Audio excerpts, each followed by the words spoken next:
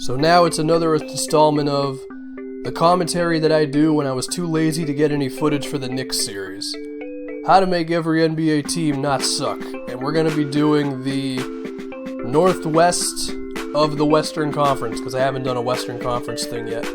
Before I go, let me say, I'm assuming the cap this offseason is going to rise by about $10 million before it takes its massive jump after next year. So just have that in mind going forward. So we're going to start with the top team in the conference, the Trailblazers.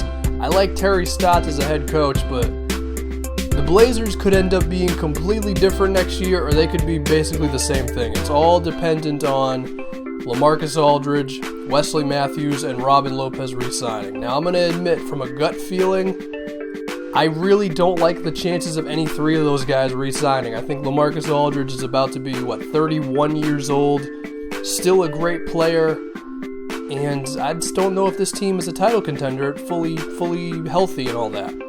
He goes to San Antonio, he's immediately a contender for the next 5 years. Wesley Matthews and Robin Lopez, they're just going for the biggest paydays, and who knows if Portland can offer that. But if they do manage to re-sign everybody, I think they'll be about maybe $5 million over the cap, which isn't too bad.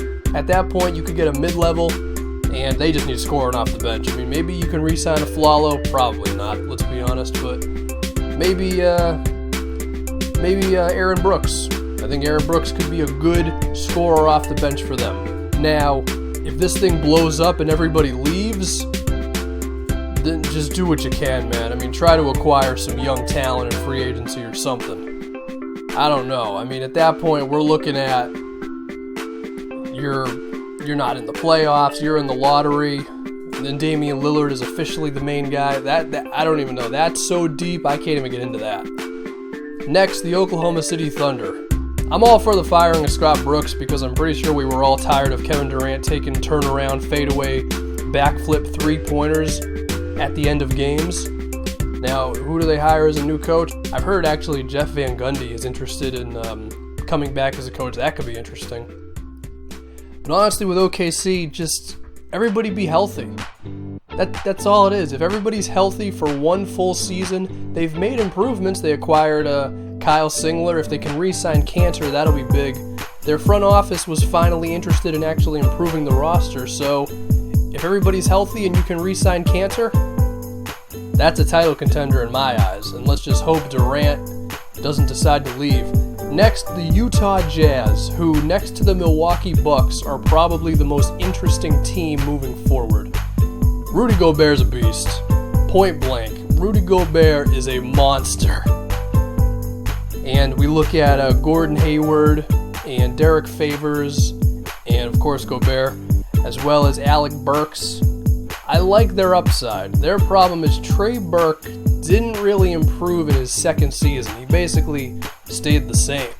So, do you give him another chance to improve? You also have Dante Exum waiting in the wings, but what's he now, 20 years old? That's going to take a while.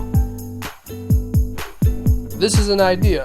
It's an idea. I'm not saying they should do it, but should they explore trading their not number one, but should they explore trading their first pick for a point guard, maybe like Ty Lawson?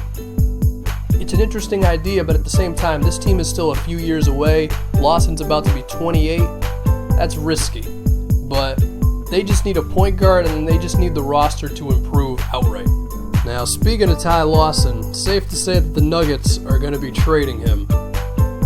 It's also safe to say Brian Shaw was a hell of a disappointment as an NBA head coach. Wasn't he Phil Jackson's assistant for the longest time? I actually like the new head coach they have. I don't remember his name, but I like him moving forward. But Ty Lawson's got to get traded. For every reason you can think of. Rebuilding, he's old. Well, he's not old, but relative to a rebuild, he's 28. Ain't got time for a rebuild. He's got to be on a winning team. So, who do you trade him to? Well, I mean, I've heard my Celtics are in talks. They already have Isaiah Thomas. Danny Ainge is just getting greedy at this point, but I'll take it. But really, whatever the best offer for Lawson is to where you can get some assets, perhaps a young player, and they already picked up 2 first-rounders from Cleveland in the Mozgov deal, so they're just going to load up on draft picks and young assets. And it seems like the only guy who's untradeable is Nurkic, who, if you haven't seen Nurkic, YouTube him. This guy is fearless. He will go into the face of anybody. He went into Boogie's face. He was trash talking Boogie like it was nothing. It was fantastic to watch. Besides Nurkic, I would like them to hold on to Kenneth Faried, even though he really didn't make that jump that we thought he was going to make after his performance for Team USA. But they just gave him a big deal. He's still young. I think they should keep Faried, so just trade Lawson and see what you can pick up. But also with Denver, this is an opportunity for them to sign some young players who have a lot of upside. In other words, they need to sign my favorite free agent this offseason. He's restricted, so you got to throw a little bit of money at him. Denver, get KJ McDaniels immediately. This kid is going... I cannot stress how good KJ McDaniels is going to be, and he fits into Denver's philosophy beautifully. I am telling you, Denver, sign KJ McDaniels. It's going to cost you no more than $5 or $6 million a year.